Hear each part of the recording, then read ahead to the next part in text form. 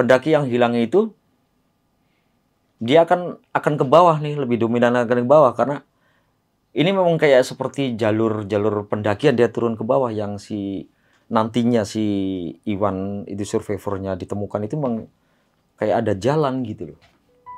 Kalau menurut aku sih memang itu jalan buat hewan ya. Jalur buat hewan jalan gitu. Nah, setelah hari berikutnya di titik hari ke 35 mau 37 itu baru kelihatan nih jelas nih. Karena kita dari kemarin dihajar hujan badai terus kan. Jadi kita nggak bisa memaksimalkan pencarian. Nah di hari ke-40-nya itu 40 lebih kalau menurut aku ngitungnya, pokoknya hari ke-40-an itu baru kelihatan tuh si survivor itu dia terbaring di situ.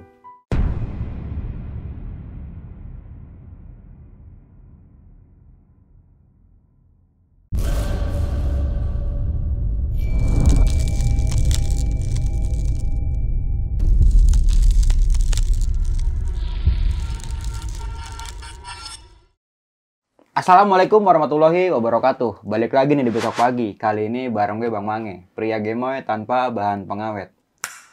Siapa yang tak tahu Gunung Slamet? Gunung tertinggi di Jawa Tengah ini memiliki keindahan yang menawan.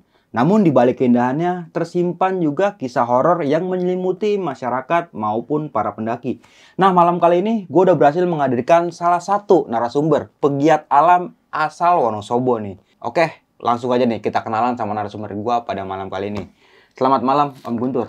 Selamat malam, Bang. Sungguh suhun. Wah, Matur suhun. Ya bahagia saya di sini. Alhamdulillah. Sampai juga nih ya Mas Guntur ya. Siap. Kayaknya kurang cocok dipanggil Mas ya. Om aja kali ya Om ya. Om boleh, Abang boleh lah. Biar lebih kelihatan muda gitu. Muka boleh tua tapi jiwa masih muda. Harus selalu muda. Oke. Harus selalu muda. Nah, malam kali ini mau menceritakan sebuah tragedi Om ya. Itu di tahun 93 nih Om. 93. Ya. Pendaki asal kota Jakarta yang bernama Iwan Suryawan yang meninggal di Gunung Slamet Om. Betul.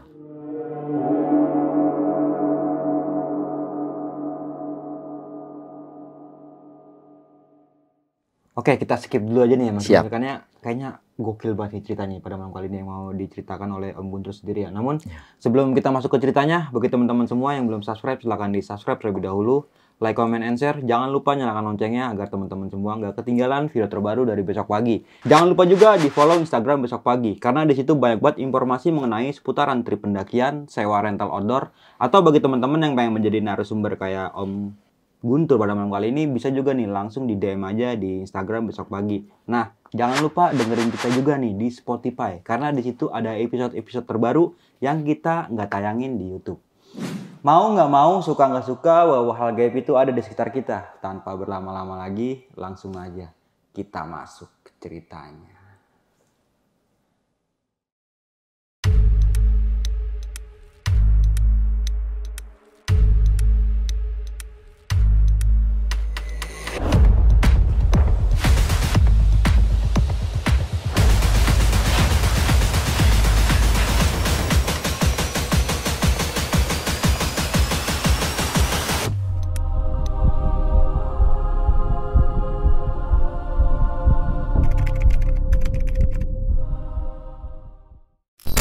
Oke Om, silakan Om.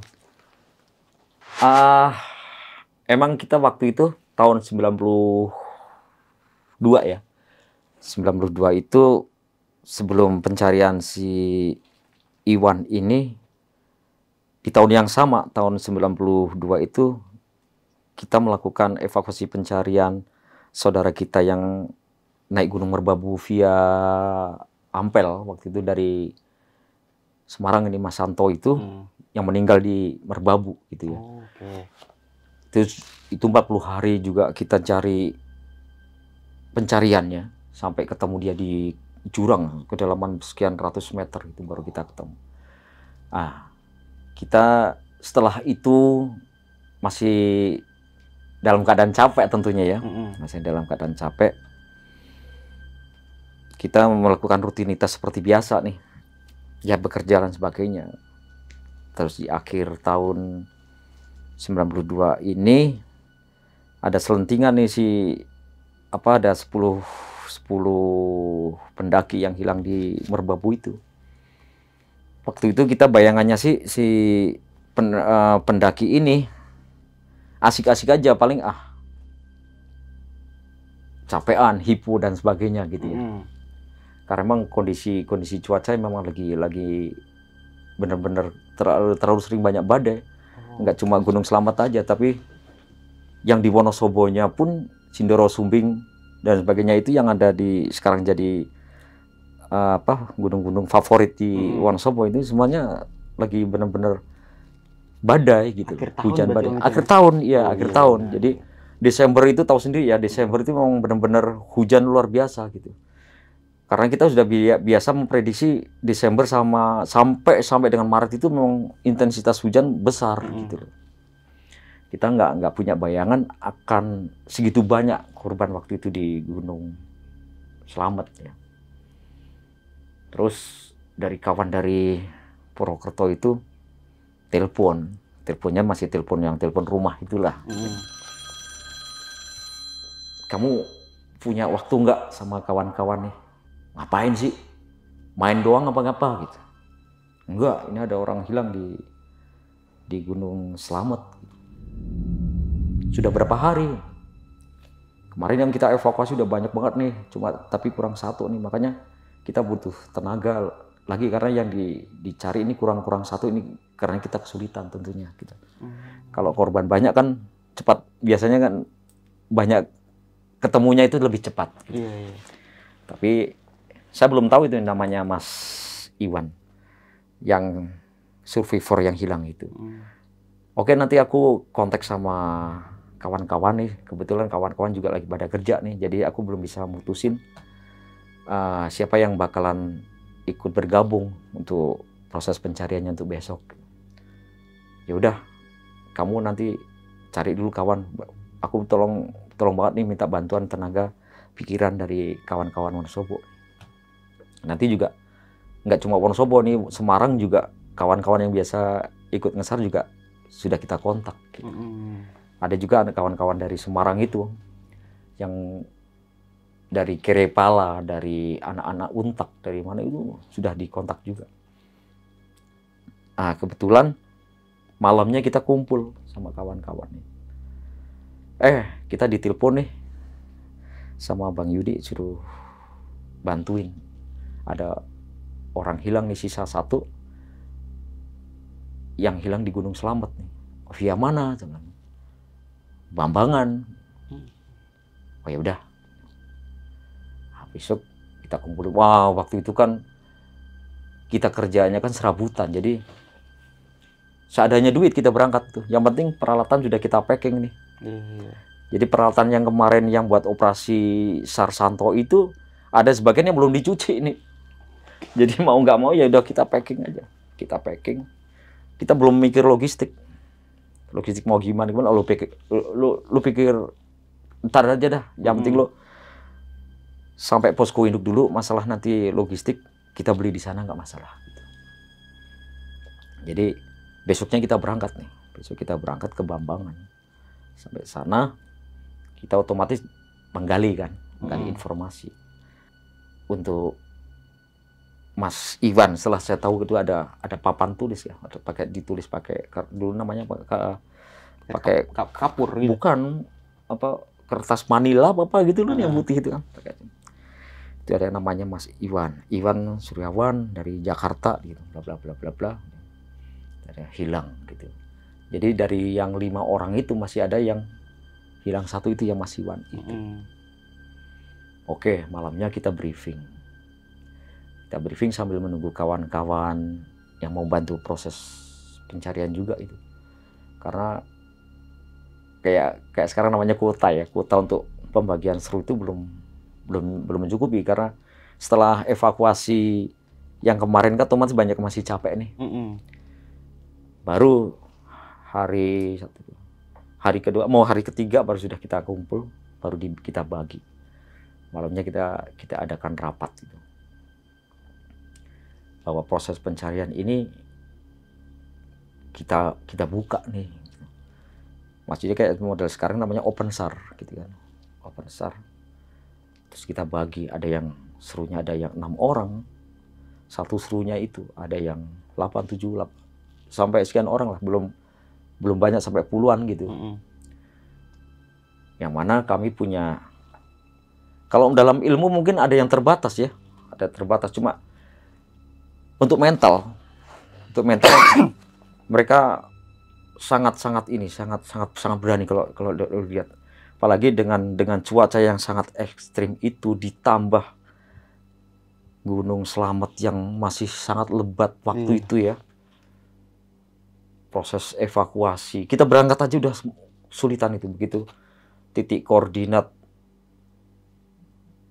pencarian, penyisiran sudah mulai dibagi, paginya kita berangkat itu kan, kaget kita. Wah, iya ini Gunung Slamet ya. Gitu. Kalau gunung-gunung lain kan mungkin hutannya nggak selebat Gunung Slamet. Gitu. Tapi ini lebat banget itu, hutan lumut dan sebagainya kan kita hadapin seperti itu. Waduh, gimana ini caranya? Gitu kita lakukan aja. Jadi mulai penyisiran dibagi 5 seru dulu apa berapa? 4 apa 5 seru waktu itu kita berangkat. Langsung sudah dibagi nih untuk masing-masing serunya itu, nanti koordinatnya di berapa kita nyisir. Hari pertama emang kesulitan kita emang penyesuaian medan. Ya, penyesuaian medan, termasuk bawa perbekalan kita ya segitu berat. Iya kan, apalagi ditambah hutan yang seperti itu, jadi kita model penyisiran gitu kan, sambil kadang ada yang ditebang. Tapi ada posisi yang mana ada akar yang melintang sebagainya kan, otomatis ya merangkak ya, itu kesulitan kita di situ karena kita kan flying camp, nggak balik lagi ke base camp kan, jadi itu hal yang sangat melelahkan. Hari pertama terus kita baru dapat berapa ratus meter, kita sudah istirahat. Ditambah lagi baru kita bergerak. Herannya itu setiap kita bergerak, cuaca yang tadinya cerah itu langsung mendung, kabutnya datang. Udah kita istirahat. Kita istirahat, kebuka lagi gitu. Jalan, mulai menyisir lagi, ketutup lagi. Nanti gerimis. Selalu begitu gitu. Nah, akhirnya kita sepakat daripada nanti tenaga kita habis terforsir karena apa, cuaca dan sebagainya, takutnya kita ya juga nggak kuat kan. Akhirnya kita menentukan udah oke, kita lanjutkan besok. Jadi kadang kita setengah 4, jam 4 itu kita sudah istirahat, sudah kita dirikan bivak, kita dirikan tenda gitu kan. Yang mana notabene-nya itu tenda nggak seperti sekarang, tenda pakai dums gitu semegah-megahnya itu enggak. Jadi kita masih ada yang pakai ponco, yang jas hujan namanya tentara itu, yang ya dibentangin aja gitu. Yang juga dibentangin. Belum ada flash sheet tuh waktu itu, belum ada flash sheet. Ya masih yang ala kadarnya seperti itulah. Tenda yang model kayak rumah-rumahan itu ada, itu kawan aku yang seperti itu ada. Besok kita lanjutkan lagi ya. Oke. Nah, kita koordinasi sama MC yang di bawah, Mas Yudi itu. Untuk kawan-kawan sehat-sehat. Terus koordinat yang ini sama yang ini sudah dicari, sudah. Hasilnya nihil. Oke, nanti mungkin besok ada seru dari bawah yang akan nusul, akan mengulang lagi nih. Jadi nanti biar kalian tetap melanjutkan penyisiran dan koordinat yang sudah ditentukan itu yang dari bawah. Dan yang seru yang akan menyusul ke atas pun akan ikutin yang jalur sudah pernah kita lalui. Jadi penyisiran diulang. Diulang biar bersih gitu ya. Mungkin ada yang terlewat dan sebagainya. Hari kedua sama juga. Semakin naik hutannya semakin lebat. Karena kita lebih menemukan hutan basah kan di situ. Kesulitan kita ditambah cuaca atau hujan. Termasuk ya menemukan hal-hal yang di luar nalar kita sebagai manusia yang biasa menerima pemikiran logis kan. Ada yang selentingan suara dan sebagainya, ada yang kayak ada dibisik, dipanggil dan semuanya. Sering aku lagi nyisir ada yang manggil, Guntur gitu. Oi, nggak usah teriak-teriak, kenapa, denger. Tapi lu barusan manggil ada apa? Nggak ada yang teriak kok gitu. Itu sering itu, setiap kita berjalan itu selalu ada yang teriak itu, Guntur gitu. Ternyata nggak aku aja gitu, nggak ternyata bukan aku aja. Ada kawan aku yang dari Semarang itu juga sama. Barusan manggil apa? Nggak ada yang manggil, nggak ada yang denger teriak-teriak kok. Kok aku diteriakin mulu ya namaku. Ya udah, mungkin ada yang nyoba kita mungkin mau kenalan, aku bilang gitu. Begitu udah jalan 1 minggu nih Mas.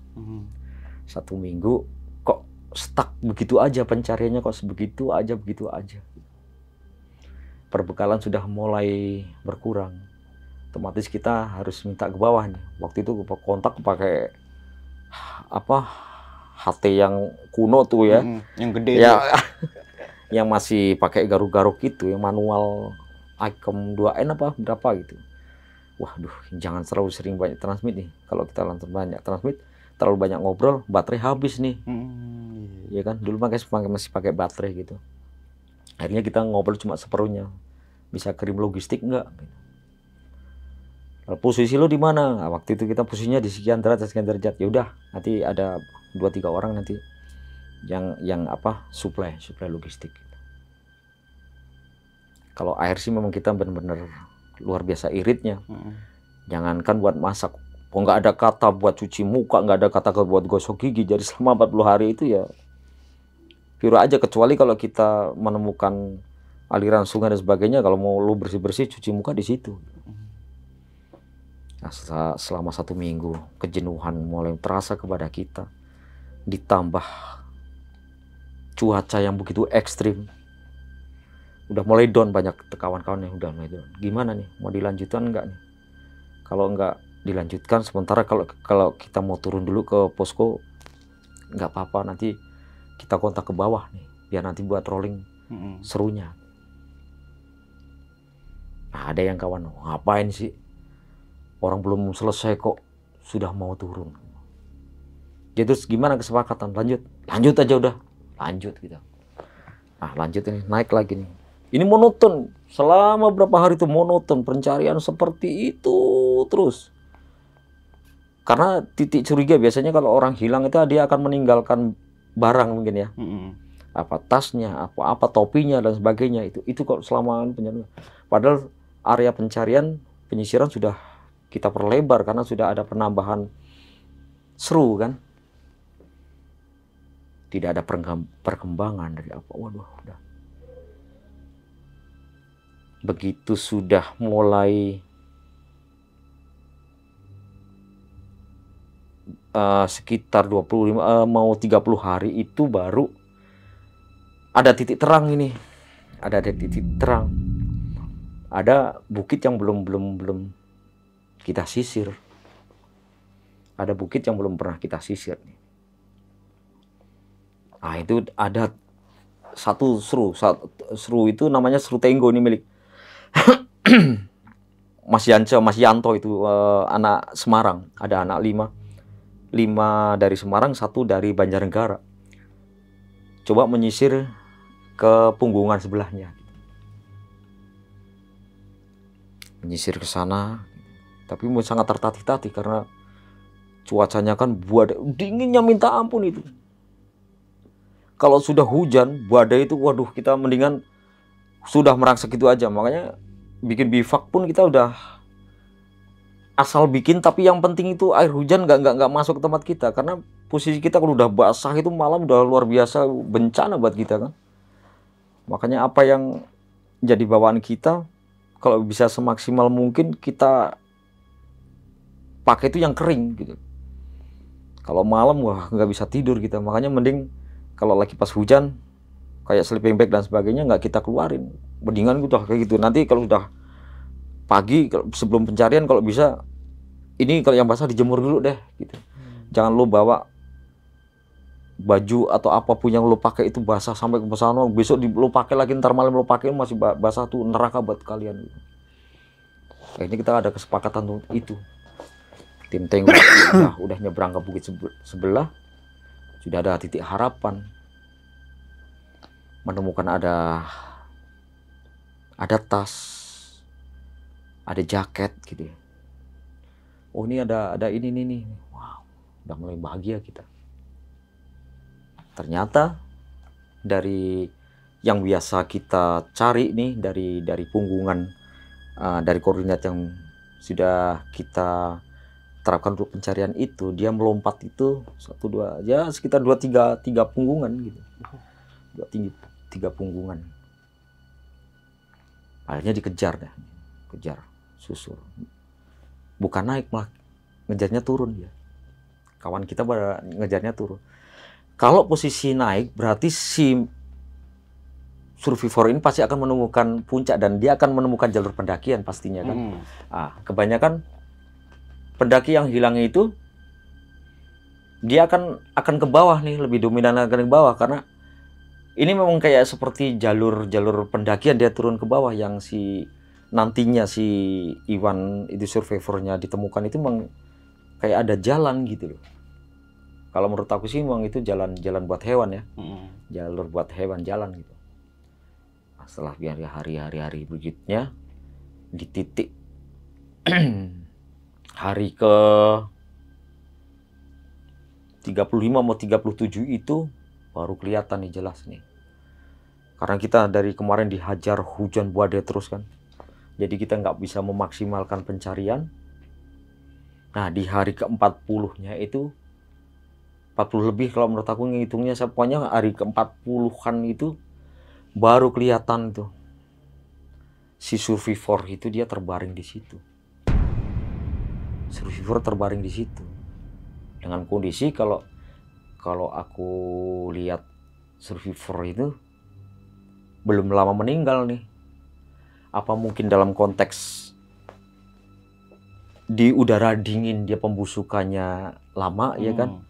Proses pembusukannya lama atau bagaimana? Tapi kalau aku lihat sih pembusukannya masih di sekitar mata ya, mata, kelamin gitu. Jadi belum semuanya, masih batas-batas pembusukan normal lah ya. Kalau di gunung itu kan putih ya, putih sama kulit-kulit yang ini apa namanya?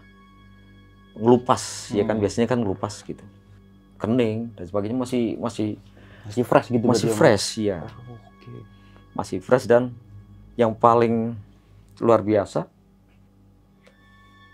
kondisi di sekitar survivor ini MD itu si survivor ini sudah bikin bivak, Mas. Sudah bikin bivak. Terus di situ ada aliran air ya sedikit, jadi sudah bikin kolam-kolaman, dibikin kayak taman gitu, ada rumput dan sebagainya. Jadi si korban itu kalau menurut aku sih berusaha untuk menghibur diri dia dalam kondisi dia terpisah dari kawan, dan dia pasti sadar bahwa dia itu hilang gitu di gunung. Dan dia merasa dan sangat sadar gitu. Makanya kalau menurut aku dia pintar gitu. Pintar untuk bisa menghibur dia sendiri. Pintar untuk survivor ya kan. Pintar untuk survival. Karena dilihat dari kondisi di lingkungan dia sendiri itu sudah sedemikian rupa gitu.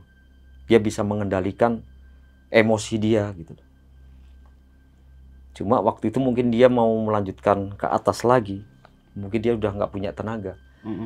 Karena memang dari awal pencarian sampai ditemukan survivornya pun sendiri itu memang cuaca memang nggak pernah mendukung kita untuk selalu banyak cerahnya, itu jarang sekali.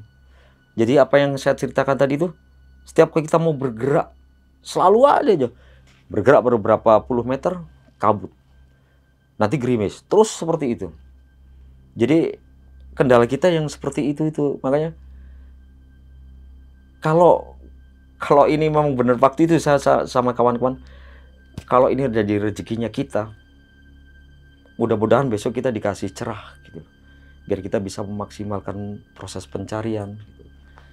Karena kasihan keluarga yang menunggu, termasuk kita juga sudah tingkat kelelahannya sudah sangat luar biasa. Didukung logistik kita juga sudah semakin menipis. Karena juga kalau mau bagaimanapun juga yang proses tim suplai logistik juga mau suplai logistik kita jauh banget kan. Karena kita posisinya sudah mulai melebar ini dari gunungnya itu kan sudah mulai melebar terus tuh. Semakin ke atas kita semakin melebar.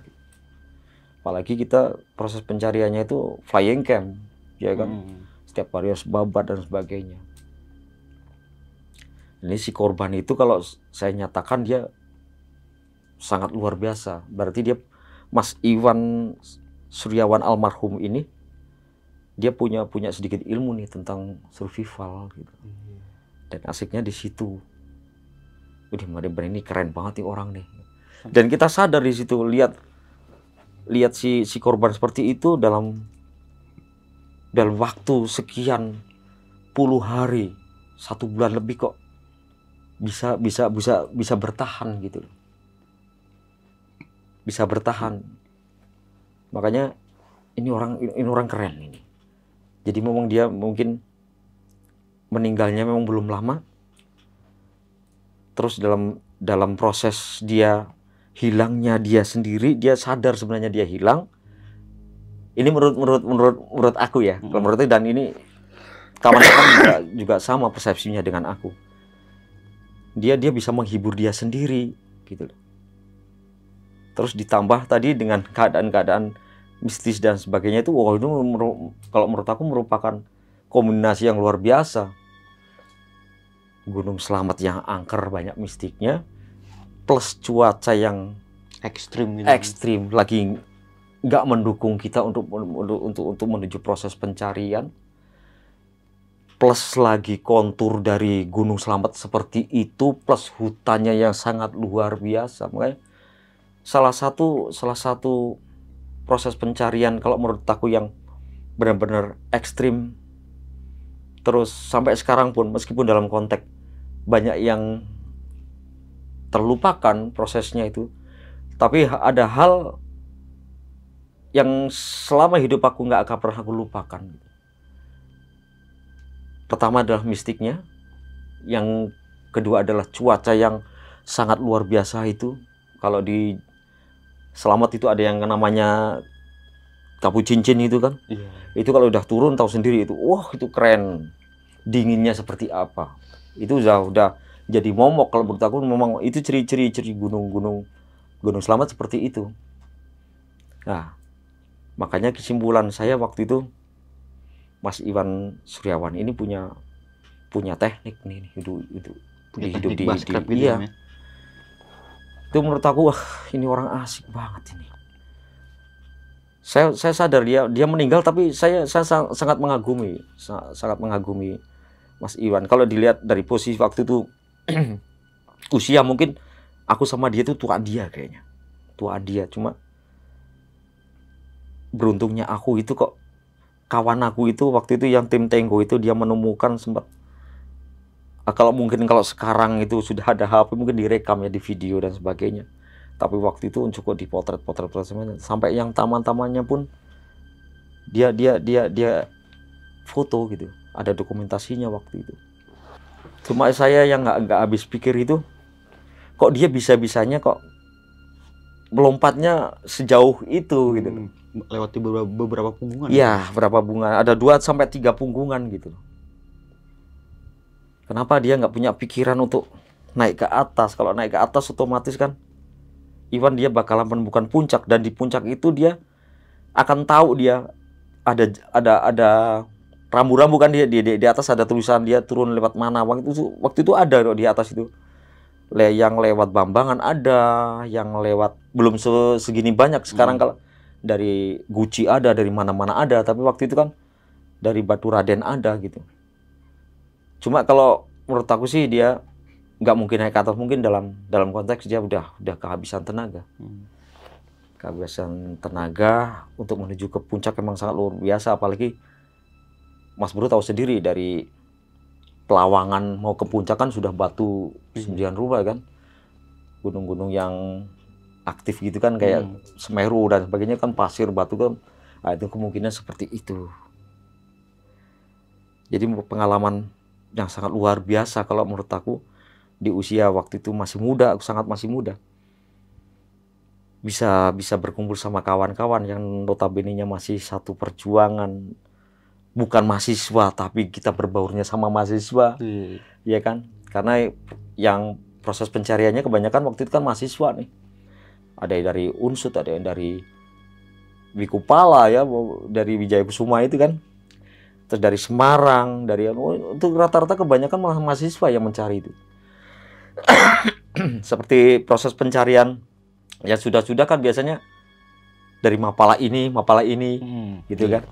Nah, saya di situ tuh bukan mapala gitu. Kita itu freelance sebenarnya, itu kita freelance. Pecinta alam bukan pecinta alam, tapi penggiat alam dari kampung gitu. Aku merasa bangganya itu. Ini berarti saudaraku ini banyak banget yang benar-benar dia anak kuliahan gitu. Dan alhamdulillah sampai sekarang itu masih terjalin hubungannya. Anak Untak gitu juga masih sempat berhubungan sampai sekarang, sampai kita punya komunitas penat itu kan, pendaki napas tua itu kebanyakan itu anak Mahupa, mahasiswa hukum pecinta alam itu Semarang juga masih. Ini sampai sekarang itu masih kadang kalau kita lagi kumpul masih suka cerita masalah sarjang, khususnya almarhum Iwan ini yang kalau menurut aku luar biasa nih. Iwan itu luar biasa. Gunung Selamat itu sangat luar biasa. Kayak kita tuh punya semangat yang dengan waktu itu modal apa adanya kok bisa seperti itu. Ya, tahun 90-an kan kita cari gear yang model kayak sekarang kan kesulitan gitu. Tapi kita di situ punya jiwa, punya semangat. Semangat untuk apa? Bahwa mereka itu saudara kita yang hilang di gunung. Karena kalau Mas Bro tahu sendiri kan, kita bukan saudara, ketemu di gunung bisa jadi akrab kan? Iya benar. Sama juga kalau di jalanan, kalau kita pegang anak Vespa dan sebagainya, hampir sama seperti itu. Jadi jiwa kekeluargaan kita itu sudah nggak diukur dari batas lo dari mana, lo dari suku apa enggak, tapi kalau lo udah naik gunung lalu lo saudara gua, itu sama dengan kita waktu itu. Ini saudara kita yang hilang di gunung nih, kalau bisa segera kita ikut cari, biar nanti kalau seandainya dia sudah meninggal biar segera dilayakkan gitu. Dan proses pencarian Mas Iwan itu menurut aku kalau menurut aku luar biasa dengan keterbatasan ilmu yang kita punya, keterbatasan logistik tentunya, terus keterbatasan kalau saya bilang sumber daya manusianya sendiri, karena waktu itu orang yang bisa mencari, kalau kemauan untuk mencari orang yang hilang di gunung itu kan bisa dihitung dengan jari, beda dengan sekarang. Iya kan? Kalau dulu kalau benar-benar kalian nggak punya jiwa untuk itu mah nggak bakalan. Kalau bukan mapala nggak mau gitu. Kalau bukan mapala nggak mau gitu. Dan yang banyak kok yang nggak punya ilmu tentang gunung seperti itu. Yang penting lo cari yang dalam satu serut paling ada 1-2 orang yang bisa ilmu tentang navigasi gitu. Tapi dia punya semangat untuk itu. Dan ini terbukti di pencarian almarhum Iwan Suryawan itu ya, terbukti ini. Udah ada teman kita yang anak-anak bengkel jeep itu yang kiri pala, yang notabene-nya nggak tahu ilmu navigasi juga ikut terjun di situ. Sebelum lanjut ke cerita, untuk kalian yang ingin menjadi narasumber di besok pagi dan mempunyai cerita horor dalam pendakian, kalian bisa kirim cerita kalian ke Instagram official besokpagi.idv atau melalui email besokpagi.ch@gmail.com. Setelah tim Tenggo itu menemukan survivor almarhum Iwan Suryawan itu, otomatis kan tim Tenggo nih kontak ke bawah nih, bahwa tepat jam sekian hari ini, pas itu masih puasa kita. Masih puasa kita itu. Bulan Februari tahun 93 itu. Puasa, kita kontak ke bawah, tempat Mas Yudinya itu sebagai pemegang kendali, bahwa si korban sudah kita temukan dalam keadaan MD. Gitu. Terus otomatis dari bawah menyusun tim untuk evakuasi ini ke atas, sambil menunggu tim dari bawah yang notabene-nya butuh estimasi perjalanan jauh kan, lama atau nggak mau satu jam 2 jam ini menuju ke lokasi yang kita temukan si survival itu. Si korban kita bungkus sedemikian rupa. Ya maaf, sebenarnya mau nggak mau yang tadinya korban agak nekuk dan sebagainya kakinya kan, otomatis kita lurusin kan.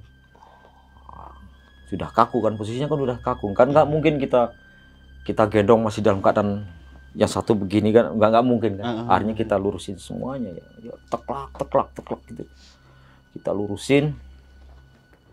Nah, kita bungkus. Waktu itu belum seperti sekarang pakai kantong mayat dan sebagainya. Jadi apa adanya kita, ada yang pakai sarung, ada yang pakai ponco juga, kita bungkus. Sudah ada webbing, tapi waktu itu masih ada webbing, sama kawan kita tuh ada yang bawa tali pramuka itu yang putih, kita buat bungkus. Oke, kalau sambil nunggu tim evakuasi, ini kita layakkan dulu aja, kita bungkus nanti biar si tim evakuasi datang, biar tinggal ngangkut gitu ya. Tinggal ngangkut gitu, ya. Tapi tetap kita posisikan, nanti kita pindahkan di tempat yang nyaman, yang gampang nanti tim evakuasi gampang melihat kita, ya kan. Nah, kita ternyata masih menunggu 1 malam itu dari bawah kan, jauh sekali, jauh dari. Padahal dalam keadaan, kalau sekarang istilahnya pakai depek aja kan, gitu. Pakai depek, dia sprint, banyak sprint tuh naik tuh untuk tim penjemputan evakuasi. Dan itu kebanyakan juga dari pecinta alam, sekali lagi dari pecinta alam, sama ada warga yang mengikuti. Besoknya baru evakuasi, dan proses evakuasinya itu memang butuh perjuangan ini, mau nggak mau kan si mayat ini kita gendong seperti kita bawa perbekalan, pakai kayu satu gitu kan. Dulu nggak mungkin kita pakai drag bar dan sebagainya kayak orang sakit gitu, tempatnya pakai kayu satu, kita pikul bareng-bareng gitu, gantian estafet gitu. Itu juga butuh proses 1 malam juga untuk menuju ke bawah gitu, sampai ke Bambangan. Jadi perjuangan kita sangat luar biasa, tenaga berkurang, otomatis psikis kita juga sudah mulai berkurang kan, udah ngedrop kan. Tambahan mudah-mudahan ini nggak terjadi badai lagi, karena tiap hari kita tuh dihajar badai, mau nggak mau badai itu membuat kita itu down sebenarnya itu. Kita dihajar badai dengan kondisi badan yang sangat sudah lemah gitu. Kita down sebenarnya gitu, sudah sangat down. Makanya kita berdoanya, kita itu sudah berhasil menemukan survivor. Ya Allah, sampai ya Allah, 1 hari ini aja kasih kepada kita semua kekuatan untuk membawa si korban itu sampai ke desa terakhir, nanti biar segera dilayakkan. Hal seperti itu sampai kita tercetuskan, sakingnya kita itu benar-benar gitu, kita kayak sudah nggak punya daya gitu loh, sangat lemes. Ya kalau lapar sudah pasti kan, lapar sudah pasti. Cuma kondisi cuaca emang luar biasa waktu itu, sangat luar biasa. Saya menghadapi pencarian korban yang disuguhkan dengan cuaca yang selalu ekstrim, selalu gila-gilaan, dan badan kita selalu basah. Itu ya itu Gunung Slamet. Jarang kita baju kering, benar-benar kering itu. Jadi kering cuma kaos, pakai baju flannel gitu. Cuma batas tertentu, tapi kan bawah tetap masih basah gitu. Apalagi ditambah hutan Slamet, tahu sendiri hutan tropis kayak gitu, hutan basah kan. Semuanya basah, semuanya, sampai dari rata-rata dari dengkul sampai ujung kaki itu basah. Jadi tiap hari kita disuguhkan seperti itu. Makanya kalau malam ada kawan-kawan yang kayaknya seperti kayak Gigo, waktu pas istirahat tuh kayak ngigo, tapi kok dia nggak ngigo, kayak seperti orang bicara dengan saya nggak bisa, nggak tahu itu dia lagi ngobrol apa, dia kayak seperti kayak lagi komunikasi. Ini orang kenapa nih, kesurupan kali? Lo barusan ngobrol sama siapa? Sama kakek-kakek. Dia punya sini katanya. Cuma lo suruh hati-hati. Gitu. Kalau bisa lo jagain si mayat, lo jangan tertidur. Gitu. Itu hal-hal seperti itu. Saya lupa namanya siapa, tapi kita sempat ada obrolan seperti itu. Jadi kalau bisa si mayat pas sambil nunggu tim evakuasi, kita bagi ini deh, bagi apa? Bagi tugas jagain untuk gitu ya. Jagain gitu. Oke. Itu hal-hal seperti itu. Ini orang kenapa lagi nih ngobrol? Kadang ngalamun, lu lihat apa sih? Lu dari tadi lihat yang situ lu. Orangnya masih di situ. Waduh. Berarti selama evakuasi kita diikutin mulu dong. Iya, diikutin terus. Dan sampai tim evakuasi datang itu ternyata katanya nih, saya nggak lihat sendiri, tapi si kawanku itu yang satu seru sama itu selalu nengok ke tempatnya dia. Dia selalu ada. Begitu evakuasi udah selesai, tim evakuasi udah ngangkut, sudah mulai beranjak turun, katanya nih si kawanku itu, dia tersenyum sama aku, bilang hati-hati di jalan, bilang segera jangan terlalu lama di Gunung Slamet, nanti dia bisa jadi penghuninya Gunung Slamet seterusnya gitu. Nah, yang tadinya hal yang aku percaya, tapi setiap kali dia selalu nengok ke belakang, kakeknya masih ngikutin gitu. Sampai di pos apa itu ya dulu, sampai ketemu apa ada Samarantu apa ya, Samarantu ada ya kayaknya dulu yang berbambang itu. Itu baru di sana itu nanti katanya si sudah nggak ada nih, sudah aman, kita katanya sudah boleh turun dengan leluasa. Kakeknya itu udah hilang. Tapi memang di bawah pelawangan itu memang dia selalu mengikuti. Itu hal-hal yang mistis yang aku hadapi. Aku merasakan sebenarnya. Yang pertama yang dulu sering ada yang manggil. Terus kawanku itu yang ditemuin si kakek-kakek itu, tadinya anak lugu banget kok dia. Anak lugu banget aja. Sampai sekarang pun dia orangnya itu nggak terlalu aneh-aneh gitu, sama ikan hidupnya tuh asik, nggak seperti aku kayak gini ya, rock and roll gitu. Tapi yang beruntung dia bisa komunikasi dengan, kalau dia bilang yang punya wilayah situ. Tapi dia bilangnya dia bukan sesepuhnya yang punya wilayah itu. Seluruhnya di Gunung Slamet, cuma dia itu yang punya wilayah di pos yang itu. Seperti itu. Aku lupa itu di pos sebelah mananya gitu. Cuma hal-hal seperti itu selalu aku bayangin bahwa di gunung pun penghuninya tuh berbagai macam kan, berbagai ragam juga. Setiap gunung ada. Makanya kalau buat aku sih pendaki sekarang hati-hatilah. Kalian bertamu di gunung tertentu itu ya sebatas, kalau bisa ya sebatas lu refreshing aja gitu. Jangan lu macem-macem gitu. Makanya ini pengalaman buat aku bahwa intinya Mas Iwan Suryawan ini dia hilang, terpisah dari rombongan yang 5 orang itu. Dia punya skill survival tentunya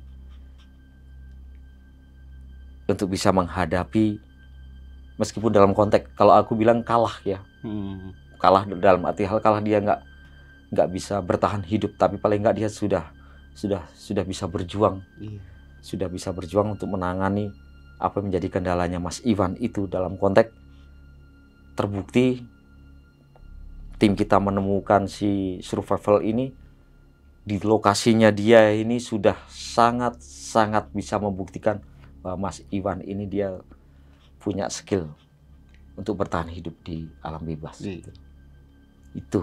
Dan visum terakhir dari rumah sakit itu di dalam perut Mas Iwan itu sudah ditemukan kayak biji-bijian. Kalau di hutan itu kan kayak rumput apa yang rumputnya nggak panjang, tapi di bawah itu kayak bawang gitu kan. Sudah pernah menemukan? Itu kan ada manisnya, tapi kandungan airnya kan banyak gitu. Iya. Itu ternyata sudah ada. Oh, berarti dia mengkonsumsi itu ya? Mengkonsumsi itu. Cuma kemungkinan juga lagi si korban itu dia meninggal karena ya mungkin terlalu ekstrim dalam cuacanya itu juga. Gitu loh. Kalau mungkin dalam keadaan terang, mungkin saya yakin almarhum bisa menyelamatkan diri kok. Mungkin dengan keterbatasan tenaga masih bisa dia raih puncak. Karena waktu itu memang kondisi pendakian memang lagi banyak kan, lagi musim pendakian kan.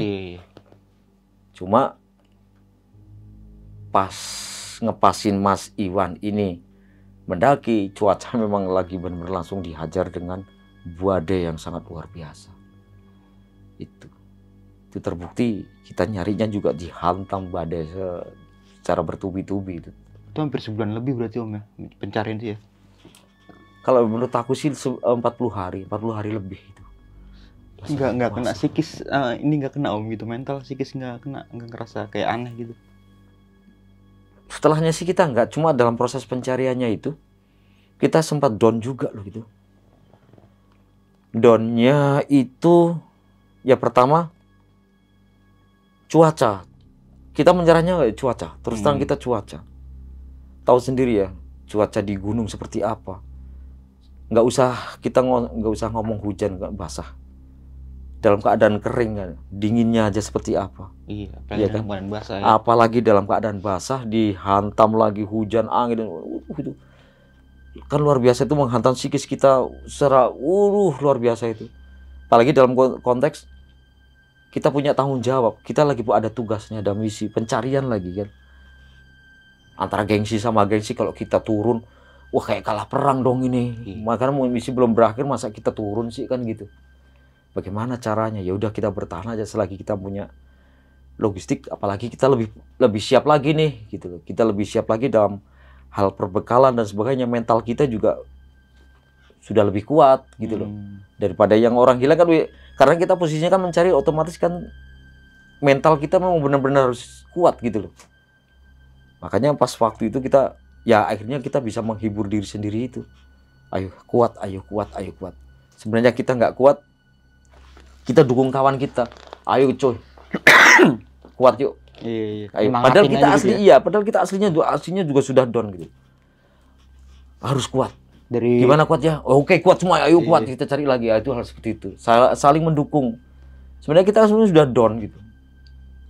Dan ternyata bukan seru kita saja, semuanya ternyata down. Begitu sampai Babangan, setelah proses evakuasi selesai itu, kita kan malam itu juga masih sempat ngumpul gitu, evaluasi dan sebagainya. Ternyata itu kita buka-bukaan apa yang menjadi kendala kita sama saja sebenarnya. Gila, kemarin begini dihantam gini, wah, kayak mau nggak kuat gitu. Ternyata sama semuanya. Itu hal-hal seperti itu kita hadapi gitu. Pada saat itu emang sumber daya manusianya emang kurang Om ya. Sangat kurang. Jadi pencarian ya agak termakan lama waktu gitu. Betul, kan? betul. Mungkin kalau dalam pencarian sekarang mungkin ya bisa cepet ya. Bisa cepat, insya Allah kayak yang di Sindoro dan sebagainya, nggak sampai 1 bulan lebih lah, paling berapa hari nanti 1 minggu 2 minggu udah bisa ketemu gitu. Pokoknya dibukanya Open SAR udah pasti bakalan pada datang dia pegiat alam yang lain dia. Banyak kan gitu. Kalau dulu aja seperti itu, apalagi sekarang kan gitu. Kan sekarang udah ada medsos Om ya. Betul. Sedikit aja nih dipermudah, berangkat gitu. Gitu ya. Aja dulu aja di telepon person aja kita begitu kontak sama komunitas yang kawan kita yang biasa ngumpul aja cepet banget kok. Nah berarti kan tim Seru Tenggo ini menemukan korban almarhumah ya, almarhum Iwan Setiawan ini ya. Iwan Suryawan dalam keadaan yang mungkin agak tertidur membungkuk gitu Om. Dia posisinya malah nggak tertelungkup, dia posisinya seperti orang nggak tidur biasa. Jadi gimana ya, kakinya agak nekuk begini ya, seperti orang tidur gitu, kayak orang kecapean tidur, ya kayak tidur sewajarnya gitu. Dan itu udah beku Om. Sudah beku, sudah kaku. Dan tadi juga sempat Om Guntur bilang kayak, mohon maaf ya, ini agak ditekuk sedikit gitu ya. Karena untuk mempermudah evakuasi, gitu betul. ya. Tapi kan karena kita kalau evakuasi dengan keadaan yang kayak gitu kan kayaknya ribet juga dengan kaki dan tangan kayak gitu ya. Betul. Akhirnya makanya agak kita sedikit lurusin dengan posisi almarhum Iwan itu.